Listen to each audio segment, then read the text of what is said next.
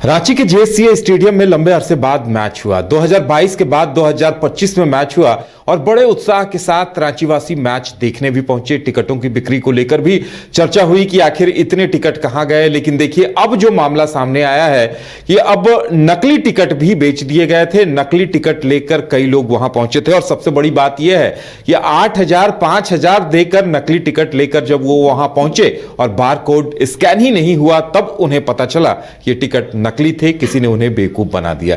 लेकिन इस पूरे प्रकरण ने कई सवाल खड़े कर दिए हैं कि क्या रांची के ठग इस कदर शातिर हो गए हैं कि वो मैच के नकली टिकट बना के भी बेचने लगे हैं। जिम्मेदारी जेएससीए की भी है कि जेएससीए पहले से इन बातों को लेकर लोगों को जागरूक करता, ये जानकारी दी जाती कि भाई असली टिकट और नकली टिकट में क्या फर्क है। इसलिए सवालों के घेरे में जेएससीए भी है। करिश्मा, आप वहां मैदान में मौजूद थी और आपने उन लोगों से मुलाकात की, उन लोगों ने अपना दर्द बयां किया जिनके हाथ नकली टिकट आ गए थे और काफी उत्साह के साथ अपने 5-7 हजार 8,000 रुपए लगा के नकली टिकट लिए थे। जी उदय, राजधानी रांची के जेएससीए स्टेडियम में पहला ओडीआई मैच भारत और दक्षिण अफ्रीका के बीच खेला गया है। लेकिन आपने देखा कि कई ऐसे लोग हैं, यानी कि 25 नवंबर से टिकट की जो बिक्री है वो शुरू हो गई थी और उस वक्त भी तमाम जो खेल प्रेमी हैं उनके तरफ से एक शिकायतें जो है लगातार आ रही थी। उनका कहना था कि टिकट उन्हें नहीं मिला है और काउंटर को क्लोज कर दिया गया है। मतलब 1.5 दिनों में ही टिकट कह सकते हैं पूरा टिकट जो है उसकी बिक्री हो गई थी। तो ऐसे में जो खेल प्रेमी हैं उनका कहना था कि आखिर टिकट किस तरीके से बेचा गया, आखिर कालाबाजारी किस तरीके से हुई। तमाम लोग उस वक्त भी अपनी दर्द जो है उसको बयां कर रहे थे। लेकिन देखिए अब कल का जो नजारा था उदय वो बिल्कुल अलग था। मैं ये कह सकती हूं कि राजधानी रांची में इस तरीके का नजारा कभी नहीं मिला। यानी कि कालाबाजारी तो जरूर होती थी कि आप 1300 का टिकट 5500 में ले रहे हैं। जिन लोगों को टिकट नहीं मिल पाया वो ब्लैक में टिकट ले रहे हैं, कई लोग ब्लैक में टिकट बेच रहे हैं। लेकिन इस बीच एक ऐसा मामला सामने आया जिसको सुनने के बाद सभी लोग हैरान हैं। यानी कि जो लोग टिकट लेकर स्टेडियम पहुंचे थे उन्हें अंदर जाने नहीं दिया गया। अब सभी के मन में यह सवाल होगा कि टिकट हाथ में तो अंदर क्यों नहीं जाने दिया गया। तो देखिए उनके हाथ में जो टिकट था वो असली टिकट नहीं बल्कि नकली टिकट था। कई लोगों का कहना है कि उन्होंने टिकट जो है वो ब्लैक में खरीदा, लेकिन उन्होंने ये नहीं देखा कि ये नकली टिकट है। लोगों के मन में जो सवाल था, यानी कि वो बाइस्कोप के कैमरे के जरिए उन्होंने ये कहा कि हमें कैसे पता चलेगा कि ये नकली टिकट है कि असली टिकट है। जब वो लोग बार कोड स्कैन करने के लिए, यानी कि जब एंट्री गेट के पास खड़े हुए, तब सुरक्षा कर्मियों की तरफ से उन्हें भगाया गया। यह कहा गया कि अगर फिर से ये लोग वापस आएंगे तो इनके ऊपर कार्रवाई होगी। उन्होंने अपना दर्द बयां किया। उनका कहना है कि हमने तो पैसे दिए थे, यानी कि 2 टिकट का उन्होंने 5,000 दिया था और टिकट तो उनके हाथ में आ गया, लेकिन वो टिकट नकली था। देखिए झारखंड में अगर इस तरीके का मैच हो रहा है तो सभी की निगाहें टिकी होती है उदय कि आखिर वो मैच कैसा हुआ, आखिर वहां का मैनेजमेंट कैसा रहा। लेकिन कहीं ना कहीं झारखंड राज्य की छवि को धूमिल करने की कोशिश। करिश्मा, सवाल जेएससीए पे इसलिए उठ रहे हैं क्योंकि टिकटों के लिए लोग लाइन में लगे, दूसरे दिन तो टिकट ही नहीं मिला। अगर जेएससीए टिकट दे रहा होता तो लोगों को नकली टिकट खरीदने की जरूरत ही नहीं पड़ती। इसलिए एक बड़ी जिम्मेदारी जेएससीए की भी बनती है। जेएससीए को खुद आगे आना चाहिए और इसके लिए आगे ऐसा ना हो, इसको लेकर एक वक्तव्य भी जारी किया जाना चाहिए। जी उदय, देखिए 1.5 दिनों में ही टिकट काउंटर को बंद कर दिया गया था। अमूमन 2 से 3 दिनों तक का ये पूरा कार्यक्रम जो है वो चलता है।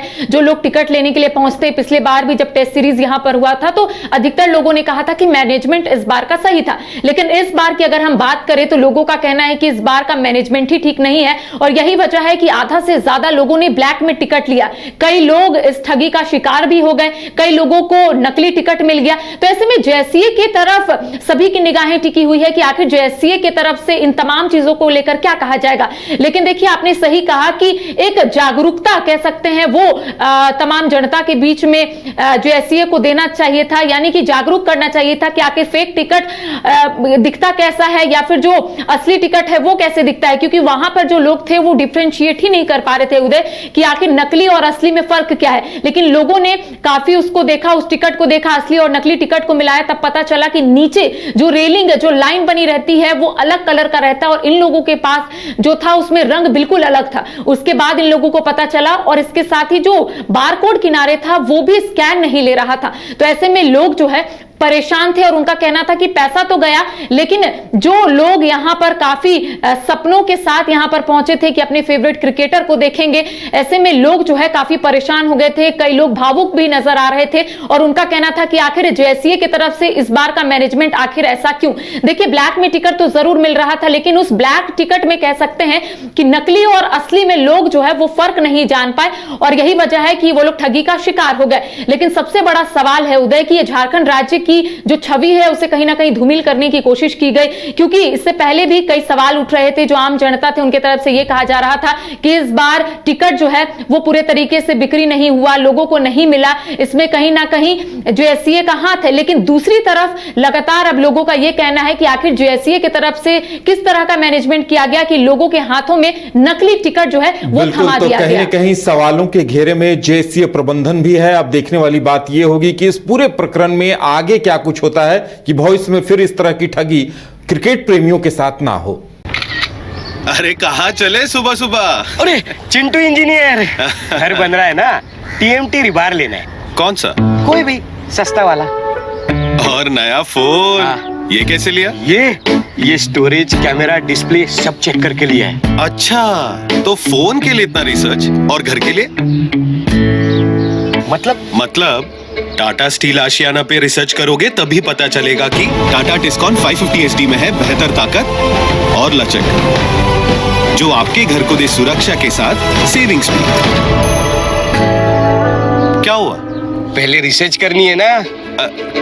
टाटा टिस्कॉन 550 HD, समझदार बने, बेहतर चुने। घर रहने का मकान भर नहीं, ये खुशियों की तिजोरी है। दरवाजे पर दस्तक देता पड़ोस, खिड़कियों से उमड़ आता आसमां, तारों में उलझी ऐसी ना जाने कितनी दास्तां। कहती हैं चले डायमंड सिटी, एक सफर हम सफर के साथ अपने घर तक। Diamond city, life long bonding, 500 से ज्यादा खुशहाल डायमंड परिवार। जल्दी करें, सिर्फ 200 फ्लैट बाकी। आज ही बुक करें अपना आशियाना।